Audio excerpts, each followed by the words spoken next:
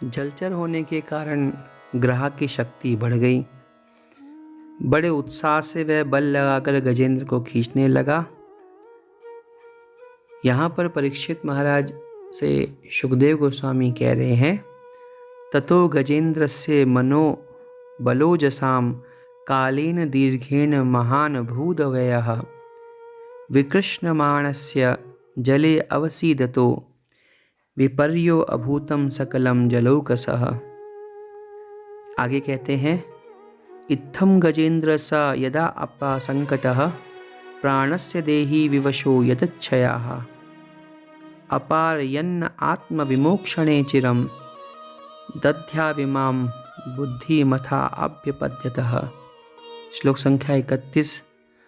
यहाँ कहते हैं, इस प्रकार देहाभिमानी गजेंद्र अकस्मात प्राण संकट में पड़ गया और अपने को छुड़ाने में सर्वथा असमर्थ हो गया। और ऐसी असमर्थ अवस्था में किसी जन्म का कोई प्रारब्ध सुकृत्य उसके सामने आया, जागृत हो गया और उसे स्मृति हो गई और उसने बहुत देर तक अपने छुटकारे का उपाय पर विचार किया और अंत निश्चय पर पहुंचा। यह ग्राह तो विधाता की फांसी ही है। मैं इसमें फंसकर आतुर हो रहा हूँ। जब मुझे मेरे बराबर के हाथी भी इस विपत्ति से न उबार सके तो ये बेचारी हथनियाँ कैसे छुड़ा सकती है। इसीलिए अब मैं संपूर्ण विश्व के एकमात्र आश्रय भगवान की शरण लेता हूँ। बहुत महत्वपूर्ण शिक्षा है श्रीमद् भागवत में।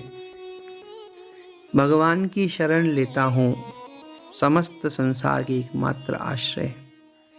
नामामि मे ज्ञातस् ज्ञातयम् आतुरं गजाः कुतं कारिण्य प्रभवन्ति मोचितुं ग्राहेण पाशेन विधातुरावृतो अप्यहं च तं यामि परमं परायणम्।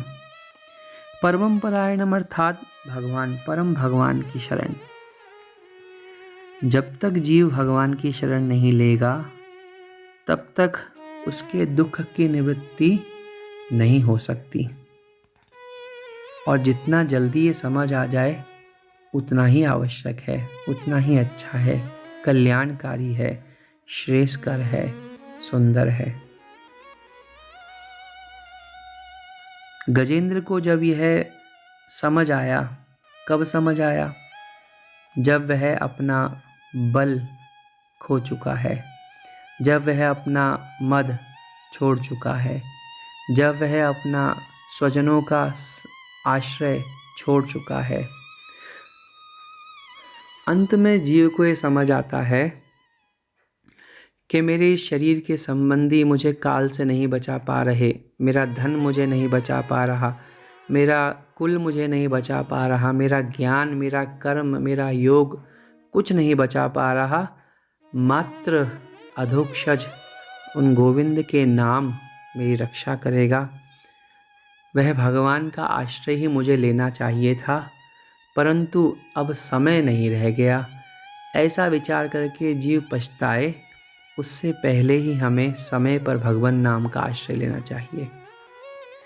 यहाँ इस परम पवित्र कार्तिक मास में गजेंद्र स्तुति को बोलने का तात्पर्य, महत्ता, अभिप्राय ही यही है, क्योंकि इस कार्तिक में भगवान नाम को लेने का बहुत महात्म्य है। यूँ तो जीवन भर भगवान नाम को लेना चाहिए, अनंत फल है, अनंत महात्म्य है भगवान नाम का, जिसका जिह्वा वर्णन करने में असमर्थ है। लेकिन इस परम पवित्र कार्तिक में विशेष लाभ है, क्योंकि मात्र जल के स्पर्श, जिसे हम स्नान कहते हैं, मात्र जल का स्पर्श करते हुए यदि हम भगवान के नामों का उच्चारण करें, हरे कृष्ण कृष्ण कृष्ण हरे हरे, हरे राम राम राम हरे हरे, ऐसा नाम उच्चारण करके हम आश्रय ले लें तो हमारे जन्म जन्मांतर के पाप कृत्यों का तत्क्षण नाश हो जाता है। वो भगवान दामोदर हमें अपने प्रेम पाश बंधन में बांध लेते हैं और यम का पाश से मुक्त कर देते हैं। आज हम इस कार्तिक महात्म्य कथा के अंतर्गत इतना ही भाग कहेंगे। इस चरित्र का, गजेंद्र मोक्ष लीला का आगे का चरित्र कल कथा में सुनाया जाएगा। बहुत अधिक नाम जपिए। भगवान की एकमात्र जीव के आश्रय है, दूसरा और कोई सहारा नहीं है।